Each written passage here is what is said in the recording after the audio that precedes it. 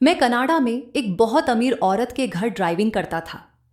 इस औरत की बेटी को कहीं भी जाना होता तो वह मेरे साथ ही जाती थी। मैंने आज तक इस औरत की बेटी का चेहरा नहीं देखा था, क्योंकि वह हर समय अपना चेहरा एक रुमाल से ढककर रखती थी और आंखों पर काला चश्मा लगाए रहती थी। एक दिन जब मैं उसकी बेटी को बाजार लेकर गया तो वापसी पर वह मेरे साथ फ्रंट सीट पर बैठ गई। मुझे कुछ घबराहट सी होने लगी, क्योंकि ऐसा पहली बार हुआ था। वह हमेशा पीछे वाली सीट पर ही बैठती थी। हैरत की बात तब हुई जब उस लड़की ने चलती गाड़ी में मेरे हाथ पर अपना हाथ रख दिया। डर की वजह से मेरा पूरा शरीर कांपने लगा, क्योंकि पहली बार मेरे साथ ऐसा कुछ हुआ था। उसकी इस हरकत से मुझे पसीना आने लगा। आज वह लड़की मुझे किसी और ही नज़र से देख रही थी। उसके देखने से मुझे खुद शर्म महसूस हो रही थी। मैंने गाड़ी की स्पीड तेज कर दी और जल्दी से घर पहुंच गया। मैं अपने कमरे में बैठकर उस लड़की की आज की हरकत के बारे में सोच रहा था कि उस औरत ने मुझे अपने कमरे में बुला लिया और जो बात उसने मुझसे कही उसे सुनकर मेरे होश उड़ गए। वह मुझसे कहने लगी कि तुम मेरी बेटी से शादी कर लो, इसके बदले मैं तुम्हें बहुत सारा पैसा दूंगी, और अगर तुमने मेरी बात नहीं मानी तो मैं तुम पर झूठा इल्जाम लगाकर तुम्हें पुलिस के हवाले कर दूंगी। मैं उसकी लड़की से शादी नहीं करना चाहता था, क्योंकि मैं हिंदुस्तान में किसी और लड़की को पसंद करता था। लेकिन अपनी गरीबी और इस औरत की धमकी से डर कर मैंने उसकी बेटी से शादी करने के लिए हां कर दी। उसने मुझसे यह भी कहा, अगर तुम चाहो तो 2-3 महीने बाद मेरी बेटी को डिवोर्स दे देना। बस यही सोचकर मैंने शादी कर ली। शादी की रात उस लड़की ने मेरी हालत ही खराब कर दी। मेरी तो आत्मा ही कांप गई जब उस लड़की ने मैं कनाडा आए हुए 1 महीने होने वाला था, लेकिन अभी तक मुझे यहाँ कोई अच्छी नौकरी नहीं मिल रही थी। मेरे यहाँ आने का किस्सा भी अजीब था। अगर मैं किसी को बताता तो वह मेरी बात पर यकीन नहीं करता। मैं तो सपने में भी नहीं सोच सकता था कि मुझे यहाँ आने का मौका मिलेगा। मैं अपने घर की गरीबी की वजह से बहुत परेशान था, क्योंकि मेरे घर पर मेरी जवान बहन बिंदिया बैठी थी और उसकी शादी की उम्र निकलती जा रही थी। उसकी शादी सिर्फ इस वजह से नहीं हो पा रही थी क्योंकि हमारे पास दहेज का इंतजाम नहीं था। एक दिन मैं सड़क पर परेशान बैठा था कि एक आदमी बड़ी सी गाड़ी में मेरे पास आया और कहने लगा, तुम परेशान लग रहे हो, अगर तुम चाहो तो मैं तुम्हारी मदद कर सकता हूं। मैंने कहा, तुम जाओ यहां से, मैं इस समय बहुत परेशान हूं, मेरा दिमाग खराब मत करो। वह कहने लगा कि मैं तो तुम्हें नौकरी देने आया था, अगर तुम मेरी बात नहीं सुनना चाहते तो ठीक है, तुम्हारी मर्जी, मैं यहां से चला जाता हूं। मैंने कुछ सोचकर उससे कहा, ठीक है, रुक जाओ, मुझे पूरी बात बताओ। लेकिन मैं अंदर ही अंदर डर भी रहा था कि कहीं आदमी कोई फ्रॉड तो नहीं है।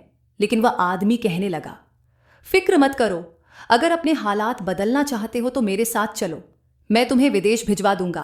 तुम वहां मेहनत करके अपने हालात बदल सकते हो। मैं विदेश जाने के बारे में सुनकर फौरन खड़ा हो गया। मैंने सोचा कि एक बार इस आदमी की पूरी बात सुन लेता हूं, क्या पता उसे भगवान ने मेरी मदद के लिए ही भेजा हो। लेकिन वह आदमी मेरी मदद क्यों करना चाहता था, इसीलिए मैंने उससे पूछ ही लिया, ना तो मैं तुम्हें जानता हूं और ना तुम मुझे जानते हो, फिर तुम क्यों मेरी मदद करना चाहते हो। वह कहने लगा, मैं ऐसे ही रोज किसी गरीब की मदद कर देता हूं। भगवान ने मुझे बहुत कुछ दिया है, लेकिन मुझे उस आदमी की बात पर विश्वास नहीं हो रहा था। मुझे उस पर कुछ शक हो रहा था, लेकिन मेरे पास कोई और चारा भी नहीं था। कुछ दिनों पहले ही अपनी बेवकूफ़ी की वजह से मैं एक नौकरी गंवा बैठा था। मैंने भगवान का नाम लिया और इस आदमी के साथ चला गया।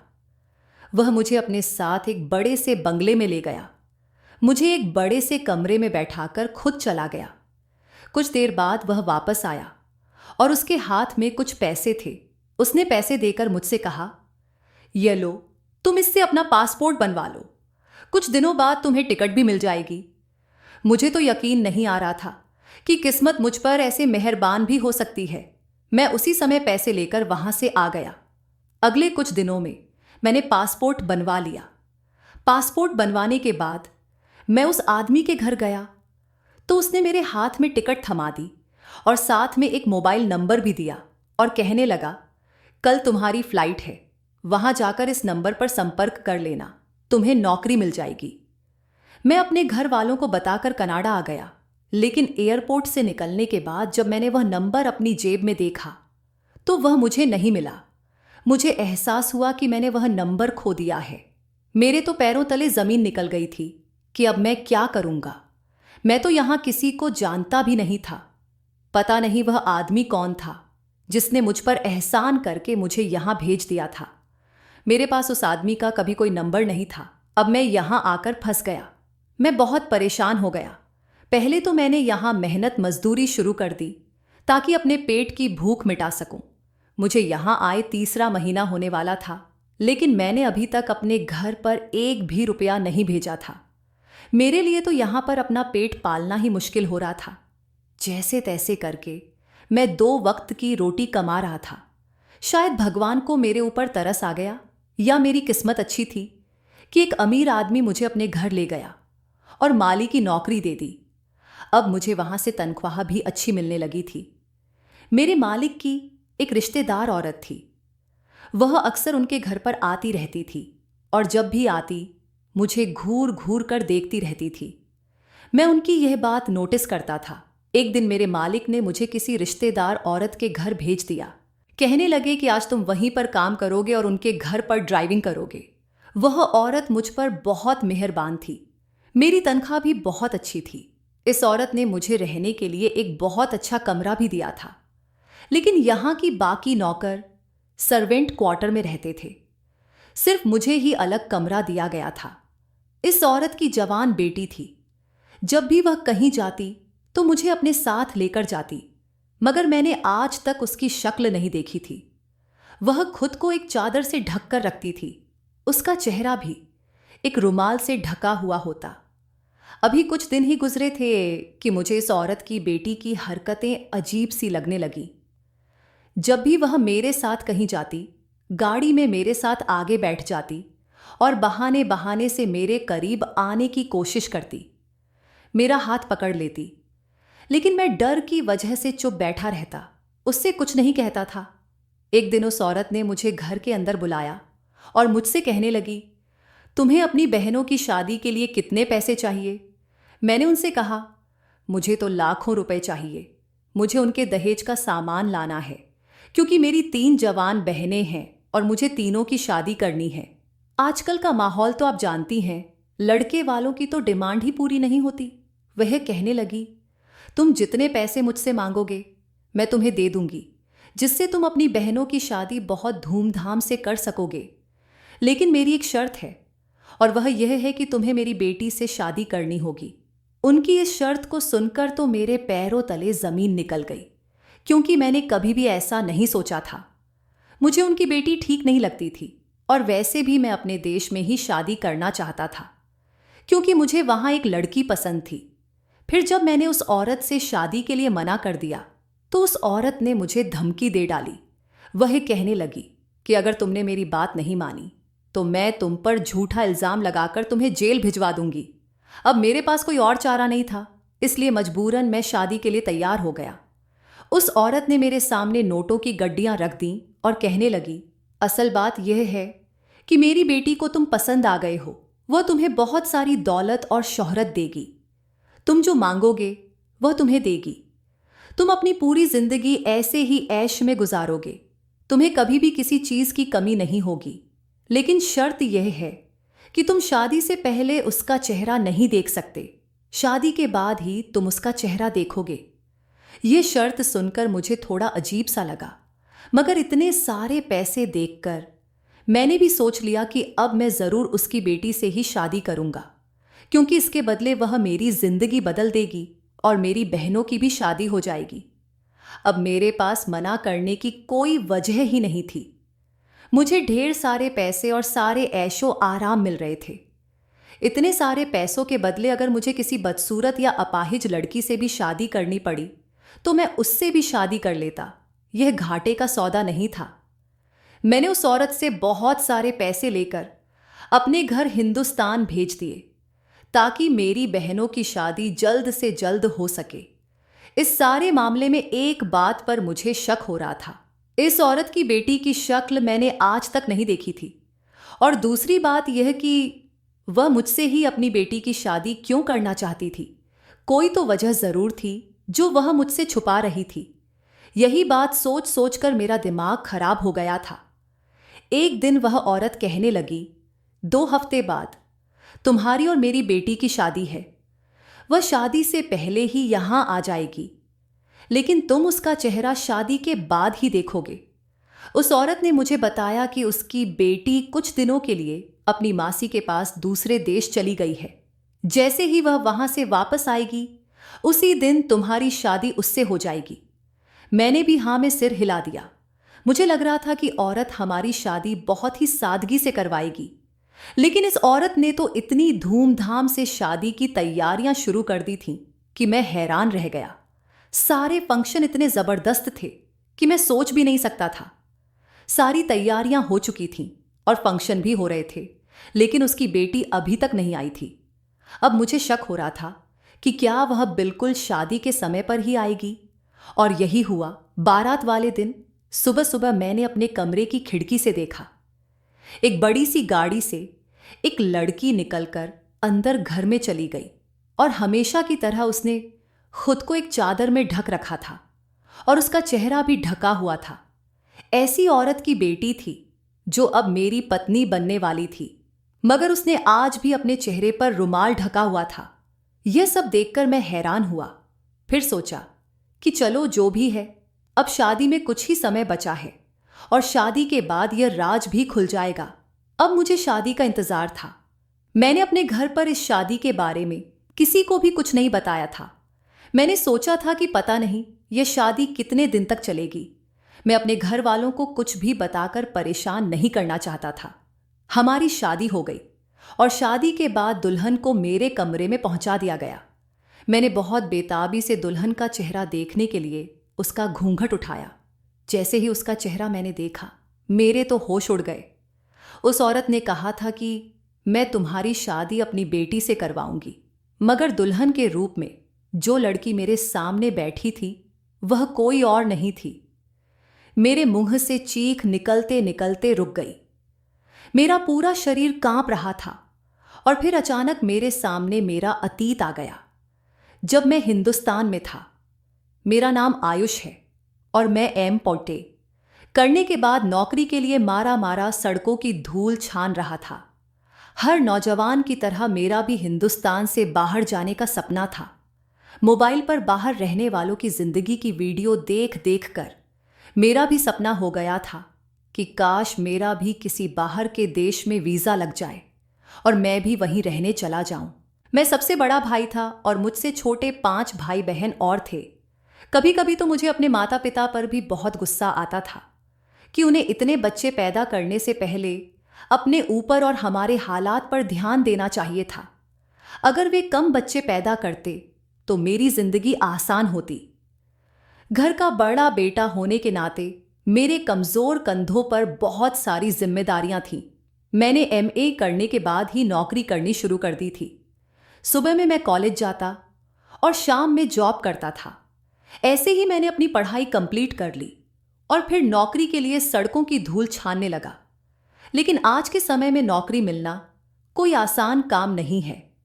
बड़ी मेहनत के बाद और बहुत मुश्किल से एक बड़े साहब के यहाँ ड्राइवर की नौकरी मिल गई।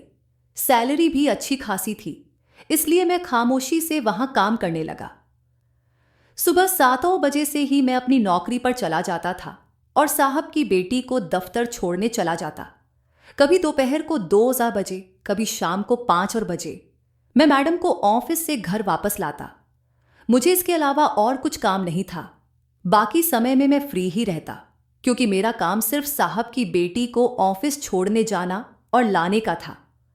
साहब की बेटी ने हमेशा अपना चेहरा कवर किया होता था।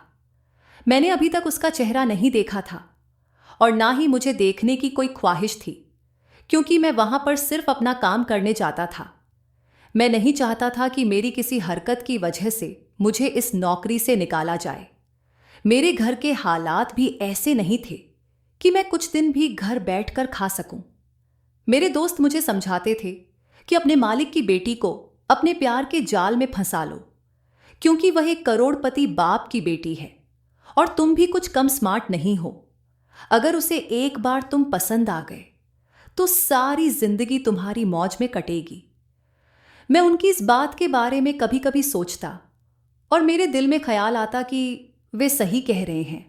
अमीर होने का यह शॉर्टकट और बहुत ही आसान तरीका था, लेकिन मैं डर की वजह से मालिक की बेटी के सामने नजर तक नहीं उठा सकता था।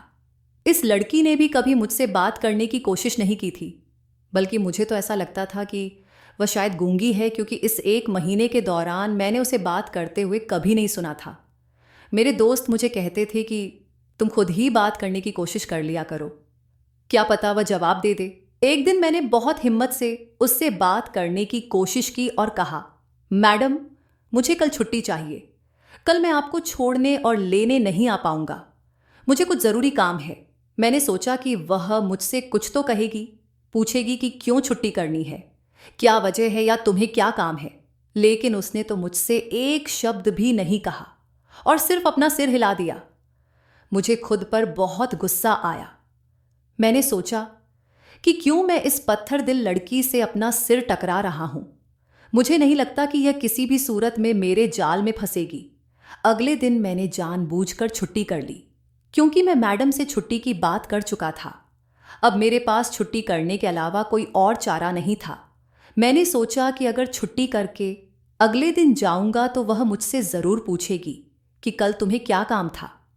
लेकिन उसके पूछने से पहले ही उसके पिता ने मुझसे पूछ लिया, कल तुम कहाँ गायब थे, आए क्यों नहीं थे। मैंने कहा, साहब जी, आप कल घर पर नहीं थे। मैंने मैडम साहिबा को बता दिया था कि मुझे कुछ ज़रूरी काम है, इसी वजह से मैं कल नहीं आ सका। साहब ने कहा, अच्छा ठीक है, मगर अगली बार छुट्टी लेनी हो तो मुझे ज़रूर बताकर जाना। मेरी बेटी से तुम्हें कुछ बात करने की ज़रूरत नहीं है, आगे से यह बात ध्यान रखना। मैं उनकी बात पर हैरान होकर सोचने लगा कि साहब अपनी बेटी से इस कदर नाराज़ क्यों रहते हैं। मैंने कभी भी उनको मैडम से प्यार से बात करते हुए नहीं देखा था। एक दिन घर के पुराने नौकर से मालूम हुआ कि वह साहब की बेटी नहीं है, बल्कि साहब के भाई की बेटी है। उसका नाम खुशबू है, लेकिन सब उसे मैडम कहते हैं। वैसे तो वह किसी और देश में रहती है, मगर साल के कुछ महीने यहाँ बिताती है। साहब को उसके काम से बहुत नफरत है, मगर वह उसे कुछ कहते नहीं। मैंने आज तक ध्यान से नहीं देखा था कि वह कहाँ जाती है और क्या काम करती है। मैं सिर्फ उसे छोड़कर वापस गाड़ी लेकर आ जाता था। अगले दिन मैंने जिस ऑफिस के सामने उसे छोड़ा था, जब मैंने वहां का बोर्ड पढ़ा तो मेरे होश उड़ गए। वह तो कोई सेंटर था जो किन्नरों की देखभाल के लिए बना था। वह लड़की उसी सेंटर के अंदर चली गई। मैंने गाड़ी कुछ दूर खड़ी कर दी। कुछ देर बाद कुछ किन्नर वहां से बाहर निकले तो मैंने एक आदमी से पूछा कि यहाँ की मालकिन कौन है। उसने मुझे बताया कि रिया मैडम है। बहुत बड़े घराने से उनका ताल्लुक है। वह बहुत अमीर हैं और एक बहुत अच्छी लड़की हैं। वे यहाँ पर किन्नरों को पढ़ाने आती हैं। मैं उनसे बहुत इम्प्रेस हुआ। सोचा कि रिया मैडम कितनी अच्छी हैं, इन्हें किन्नरों का कितना ख्याल है। अब वह मुझे सच में बहुत अच्छी लगने लगी। मैंने धीरे धीरे उनसे बातचीत करनी शुरू कर दी। कुछ दिनों में ही वह भी मेरे साथ घुल मिल गई। अब अक्सर हमारी बातचीत होती रहती थी। अब वह गाड़ी में बैठते ही अपने चेहरे से रुमाल हटा लिया करती थीं और पूरे रास्ते हमारी बातें होती रहती थीं। मुझे भी उनके चाचा की तरह उनका किन्नरों के लिए काम करना अच्छा नहीं लगता था, लेकिन मैं उनसे यह बात नहीं कह सकता था। अब मुझे लगने लगा था कि वह भी दिल ही दिल में मुझे पसंद करने लगी हैं। बहुत जल्द हमारी मुलाकातों की खबर रिया मैडम के चाचा के कानों तक पहुंच गई। एक दिन उन्होंने मुझे अपने घर बुलाया और मुझसे कहने लगे, क्या तुम जानते हो रिया की असलियत क्या है? अगर तुम रिया की असलियत जान जाओगे तो उल्टे कदमों यहां से भाग जाओगे। उससे मिलना तो दूर, उसका चेहरा तक देखना पसंद नहीं करोगे। मैंने उनसे कहा, ऐसी क्या सच्चाई है रिया मैडम की? मैं उनसे शादी करना चाहता हूं। साहब मेरी बात सुनकर अजीब नजरों से देखने लगे और कहने लगे, वह कोई लड़की नहीं है, बल्कि वह तो एक किन्नर है। न वह मर्द है और न औरत, बल्कि वह तीसरी जाति से ताल्लुक रखती है। तुम उससे कैसे शादी कर सकते हो? यह सुनकर तो जैसे मेरे सिर पर आसमान टूट पड़ा। मैं सोचने लगा कि मुझे रिया का उन लोगों से लगाव देखकर ही समझ जाना चाहिए था कि उसकी सच्चाई क्या है। जब भी वह उनके साथ होती थी तो यही लगता था कि वह भी उन्हीं का एक हिस्सा है, मगर मैंने कभी उस पर शक करने का सोचा भी नहीं था। साहब ने मुझसे सच ही कहा था। मैं रिया की सच्चाई सुनकर उल्टे कदमों वहां से भाग गया। रिया से हर तरह का रिश्ता मैंने खत्म कर लिया था। अब मेरा उसके साथ कोई संपर्क नहीं रहा था, क्योंकि उसने मेरे साथ इतना बड़ा धोखा किया था। उसकी सच्चाई जानने के बाद मैं उसकी शक्ल तक देखना नहीं चाहता था। मैंने वह नौकरी भी छोड़ दी थी, लेकिन नौकरी छोड़कर मैंने जगह जगह की ठोकरें खाईं। बहुत कठिनाइयों के बाद मेरी किस्मत मुझ पर मेहरबान हुई और मैं कनाडा चला आया। लेकिन मुझे नहीं पता था कि यहां आने के बाद मेरी किस्मत में क्या लिखा है। अपनी शादी के लिए हां करते हुए मेरे दिमाग में रिया का ख्याल भी नहीं आया था, मगर जो सोचा नहीं था वह हो गया। इस समय मेरी दुल्हन के रूप में कोई और नहीं बल्कि रिया ही मेरे सामने बैठी थी। जितना हैरान मैं उसे देखकर हुआ था, उतना ही वह भी मुझे देखकर हैरान हो गई थी। मैंने अपना सिर दोनों हाथों से थाम लिया। मैं यह सोच सोचकर पागल हो रहा था कि मैंने किन्नर से शादी कर ली है। मुझे चक्कर आने लगे थे, लेकिन अब मेरे पास कोई और रास्ता नहीं था। मैं मैडम से पैसे ले चुका था और अपने घर भेज चुका था, और उनसे मेरी बहनों की शादी की तैयारियां भी चल रही थीं। अगर मैंने मैडम से पैसा नहीं लिया होता तो मैं उसी समय वहां से भाग जाता। मेरी मजबूरी और लालच ने मुझे किन्नर से शादी करने पर मजबूर कर दिया था, और अब वह किन्नर मेरी पत्नी के रूप में मेरे सामने बैठी थी। मैंने गुस्से में आकर उसे अपने कमरे से निकाल दिया। वह कुछ नहीं बोली और खड़ी होकर अपनी मां के पास चली गई। जैसे ही वह कमरे से बाहर गई, मैंने उसी समय दरवाजा अंदर से लॉक कर लिया। मैं उसे अपने कमरे में 1 मिनट भी बर्दाश्त नहीं कर सकता था। पूरी रात जागते हुए गुजरी। जैसे ही सुबह हुई, उसकी मां मेरे पास आई और धमकी देकर बोली, चुपचाप मेरी बेटी को अपना लो और फंक्शन के लिए तैयार हो जाओ, वरना तुम्हें पता है ना मैं तुम्हारे साथ क्या कर सकती हूं। क्या कर सकती? मैं तुम्हें जेल भिजवा दूंगी। तुम्हें अपनी बाकी की सारी जिंदगी वहीं काटनी पड़ेगी। सोचो तुम्हारे परिवार वालों का क्या होगा। अब मैं मजबूर होकर अपने परिवार वालों की खातिर उठकर खड़ा हुआ और फंक्शन के लिए तैयार हो गया, क्योंकि मैं जानता था कि इस औरत की पहुंच बहुत दूर तक है। वह मेरे साथ कुछ भी कर सकती थी, और मैं यहां किसी को जानता भी नहीं था। जब मैं बाहर गया और मैंने रिया को तैयार देखा, तो वह कहीं से भी किन्नर नहीं लग रही थी। उसे देखकर कोई भी नहीं कह सकता था कि वह लड़की नहीं बल्कि एक किन्नर है। मैं बहुत उलझ कर रह गया था। फंक्शन खत्म होने के बाद रात को मैं कमरे से बाहर निकलकर लॉन में आ गया। तब उसकी मां मेरे पास आई और प्यार से मुझसे कहने लगी, तुम यहां बाहर क्यों खड़े हो? मैंने उनसे बहुत गुस्से में कहा, आपने मुझे धोखा दिया है। आपने मुझसे कहा था कि मेरी शादी आपकी बेटी से होगी, यानी एक लड़की से, लेकिन आपने मुझे धोखा दिया और मेरी शादी किन्नर से करवा दी। आपने मेरी मजबूरी का फायदा उठाया। वह कहने लगी, तुम्हें किसी ने गलत खबर दी है। मेरी बेटी किन्नर नहीं है, बल्कि सच्चाई कुछ और ही है जो तुम नहीं जानते। मैंने उनसे कहा, मुझे कोई सच्चाई नहीं सुननी, बस आप मेरी जान छोड़ दें। इससे पहले वह मुझसे कुछ कहती, रिया कमरे से निकलकर आई और बोली, ठीक है, 2 महीने बाद तुम मुझे डिवोर्स देकर वापस हिंदुस्तान जा सकते हो, और मेरी मां ने तुम्हें जितने भी पैसे दिए हैं वह भी तुमसे वापस नहीं लिए जाएंगे, लेकिन मेरी एक और शर्त है। रिया की यह बात सुनकर मैं बहुत ज्यादा खुश हो गया कि चलो 2 महीने बाद ही सही, मेरी जान तो छूट जाएगी। रिया की शर्त यह थी कि इन 2 महीनों के लिए मुझे उसका अच्छा पति बनने का नाटक करना होगा, क्योंकि अभी हमारी शादी हुई थी और हमें रोज दावतों पर जाना पड़ रहा था। मैं बहुत हैरान होता और सोचता रहता था कि क्या यहां कनाडा में कोई भी रिया की असलियत नहीं जानता कि वह क्या है।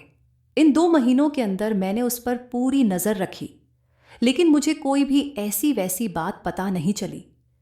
दिन के समय मुझे हर वक्त उसके साथ रहना पड़ता था, लेकिन रात होते ही मैं दूसरे कमरे में चला जाता और वह अपने कमरे में जाकर सो जाती। ऐसे ही करते करते 2 महीने पूरे हो गए। मैंने डिवोर्स के पेपर तैयार करवा लिए थे। मेरे साथ मुझसे कहने लगी कि तुम एक बार फिर से सोच लो, अभी भी समय है। तुम सच्चाई नहीं जानते हो, वरना ऐसा ना हो कि जब तुम्हें सच मालूम हो तो तुम्हारे पास पछताने के अलावा और कोई चारा न बचे और तुम हाथ मलते रह जाओ और अपने किए पर जिंदगी भर पछताते रहो। मैं समझ गया था कि वह मुझे रोकने के लिए ऐसे हथकंडे इस्तेमाल कर रही है। वह मुझे इमोशनली ब्लैकमेल करके अपनी बेटी के साथ ही रखना चाहती है। लेकिन मैं हिंदुस्तान वापस जाने का फैसला कर चुका था। मैं उसे डिवोर्स देकर वापस आ गया। अब यहां आकर मुझे एक नए सिरे से अपनी जिंदगी की शुरुआत करनी थी। यहां मेरे पास कोई नौकरी भी नहीं थी, इसलिए मैंने मेहनत करनी शुरू कर दी। जो मेरे दिल में सपने थे वह सब खत्म हो गए थे। 3 साल की कड़ी मेहनत के बाद मैं एक छोटा सा बिजनेस खड़ा करने में कामयाब हो गया।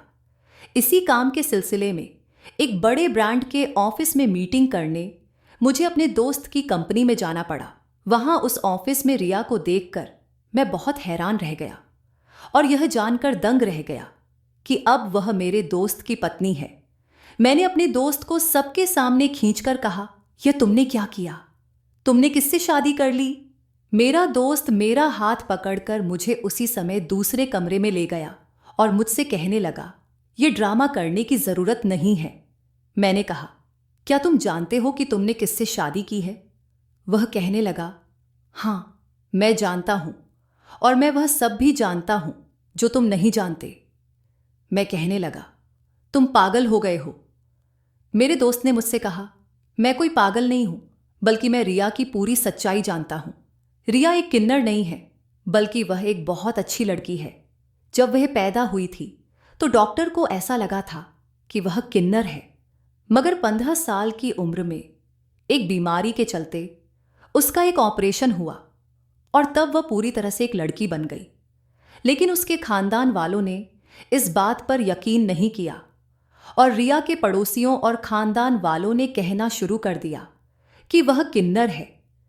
लोगों की बातों से तंग आकर रिया के माता पिता उसे कनाडा लेकर शिफ्ट हो गए। अपनी पढ़ाई पूरी करने के बाद रिया ने किन्नरों के लिए कुछ करने का सोचा, क्योंकि उस पर सिर्फ किन्नर होने का इल्जाम ही लगा था। वह किन्नर नहीं थी, फिर भी लोगों और उसके अपने खानदान वालों ने उसकी जिंदगी जहन्नुम बना दी थी। उसके अपने ही उसे ताना देते थे। अब सोचने लगी थी कि जो लोग सच में मुझ जैसे हैं, यानी किन्नर हैं, उनके लिए जीना कितना मुश्किल होता होगा। इसीलिए वह साल के कुछ महीने हिंदुस्तान में रहने के लिए आती थी और उसने एक सेंटर खोल लिया था। उसकी इस काम की वजह से उसके रिश्तेदारों का शक और ज्यादा बढ़ गया था कि वह लड़की नहीं बल्कि एक किन्नर ही है। इसी बीच रिया की मुलाकात तुमसे हुई तो वह तुम्हें पसंद करने लगी और बहुत जल्द ही तुमसे मोहब्बत करने लगी।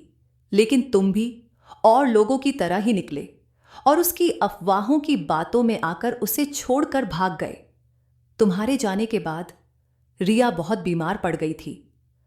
जब उसकी मां को तुम्हारे बारे में पता चला तो उन्होंने तुम्हें कनाडा बुलवाया। तुम्हारे जाने के सारे इंतजाम भी उन्होंने ही किए थे। वह किसी भी हाल में अपनी बेटी का दिल और घर बसाना चाहती थी, इसलिए तुम्हें मजबूर करके और पैसों का लालच देकर तुम्हारी शादी रिया से करवा दी। वह सोच रही थी कि शादी की रात तुम्हारी सारी गलतफहमियां दूर हो जाएंगी और तुम्हें सच्चाई पता चल जाएगी कि रिया किन्नर नहीं बल्कि एक लड़की है। लेकिन तुम तो इतने पत्थर दिल निकले कि तुमने रिया की बात सुनना गवारा नहीं किया और उसे अपने कमरे से निकाल दिया। तुम रिया को वही समझ रहे थे जो तुम्हें लोगों ने बताया था। अगर तुम एक बार भी उससे बात कर लेते तो तुम्हें सच्चाई पता चल जाती, मगर तुम उसे डिवोर्स देकर यहां वापस आ गए। तुम्हारे जाने के बाद एक बार फिर से रिया बहुत टूट गई थी। उस समय मैंने उसे सहारा दिया और उसकी सारी सच्चाई जानने के बाद मैंने उसे शादी के लिए प्रपोज किया। अब हम हमेशा के लिए हिंदुस्तान छोड़ चुके हैं। यह सारी बातें मुझे खुद रिया ने बताई थीं, ताकि कल को मैं उसे तुम्हारी तरह छोड़कर न चला जाऊं। ये सब बातें सुनकर मैं ऐसा हो गया था जैसे मेरे जिस्म में जान ही ना हो। यह मैंने क्या कर दिया था? मैंने अपने हाथों से ही अपने पैरों पर कुल्हाड़ी मारी थी। मेरा दोस्त सालों से विदेश में धक्के खा रहा था, लेकिन उसे कोई अच्छी नौकरी नहीं मिली थी। अब रिया से शादी करने के बाद वह इतनी बड़ी कंपनी का मालिक बन बैठा था। मेरा दोस्त मुझसे कहने लगा कि किस्मत ने बार बार तुम्हारे दरवाजे पर दस्तक दी, मगर तुमने लोगों की बातों में आकर हर बार उसे ठुकरा दिया। तुम बहुत किस्मत वाले हो कि रिया जैसी लड़की को तुमने छोड़ दिया। सारी बात पूरी होने के बाद मैं बहुत दुख के साथ उस ऑफिस से बाहर निकल गया। इन सब में सारा कसूर मेरा अपना था। सारी गलती मेरे अकेले की ही थी। काश मैं उस समय रिया की बात सुन लेता तो प्रिया मेरी पत्नी होती। मैंने तो उसके साथ बहुत गलत किया था, इसीलिए शायद भगवान ने उसे मुझसे दूर करके उसे एक अच्छा जीवन साथी दे दिया था। अब मेरे पास पछतावे के अलावा और कुछ भी नहीं था। काश तब मैं उसे समझ पाता। अब सारा जीवन मुझे इस पछतावे के साथ ही बिताना था, क्योंकि मेरे जैसे बेवकूफ की सजा यही होती है कि वह काश के सहारे ही अपनी जिंदगी गुजार ले। दोस्तों, मुझे उम्मीद है कि आपको हमारी कहानी पसंद आई होगी। अगर कहानी पसंद आई है तो वीडियो को लाइक करें, चैनल पर नए हैं तो चैनल को सब्सक्राइब करें और नोटिफिकेशन बेल जरूर दबाएं ताकि अगली अपडेट सबसे पहले आपको मिले।